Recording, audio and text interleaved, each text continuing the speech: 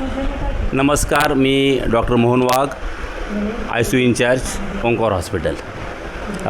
माझ्यासमोर एक पेशंट आहे, तुम्ही बघत असाल. आशाबाई साठे, वय 60 ते 65.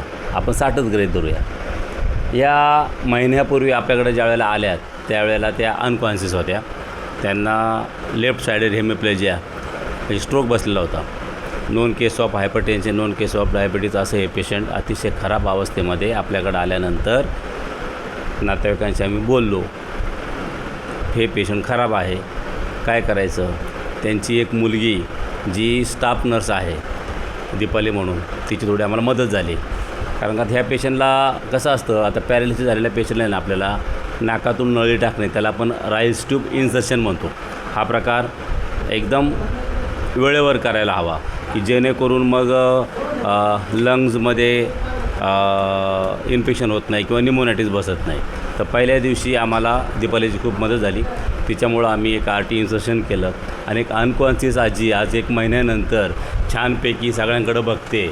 आंटी सगळ्यांना बाय करा बरं, इकडं हां हात करून बाय बाय, हाताने हाताने हाताने बघा. हां. आणि आंटीला जवळजवळ आता दोन्ही हाताची मूवमेंट समजायला लागलेली आहे. बाय करून दाखवतो. बाय करा. अच्छा. आंटीशी आपण आता गप्पा पण मारायच्या बरं का. आंटी आपली छानपैकी बोलते. आंटी, तुमचं नाव काय आहे? नाव सांग. तुमचं नाव काय आहे? आवाज येतो ऐकायला. बोला. हे घ्यायचं का? घ्या.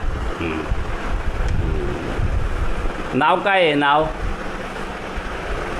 आंटी जेवढे बेडवर झोपतात त्यावेळेला सगळ्यांना जोरजोरात आवाज येत असतात. आज जरा बसल्यामुळं थोडंसं तुमच्या चेहऱ्यावर ताणतणाव दिसतो आहे, बरोबर ना? गप्पा मारायचे नाही का आज? दीपाली कुठे आहे? दीपाली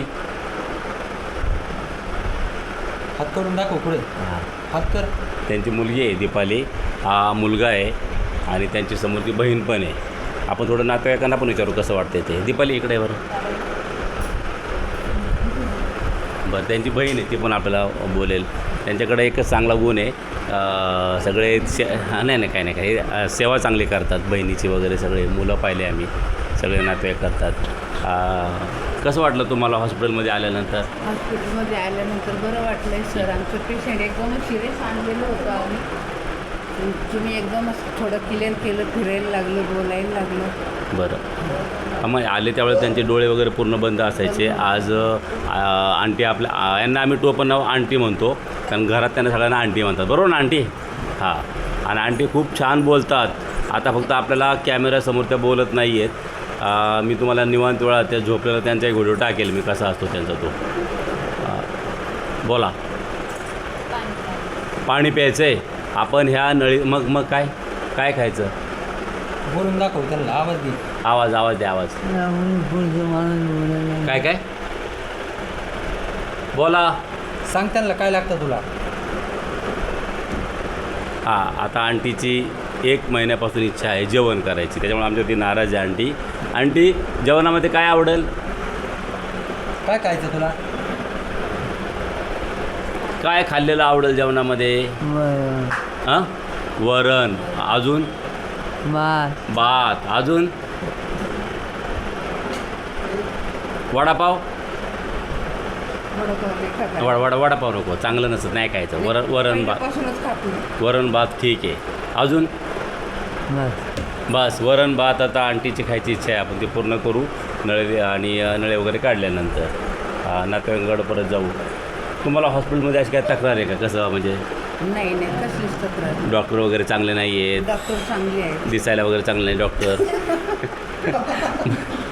बोलत नाही चांगले असं काय? दिसायला पण चांगले डॉक्टर, आणि त्याने आम्हाला भरपूर मदत केली. डॉक्टरने आमचं पेशंट चांगलं केलं. हां. अशा प्रकारे आंटी अजून आपल्याकडे आहे. जाताना परत आपण दुसरा भाग मुलाखतीचा घेणार आहोत. त्यावेळेला नक्की आपल्याशी आंटी चांगल्या गप्पा मारेल. ओके, धन्यवाद आंटी.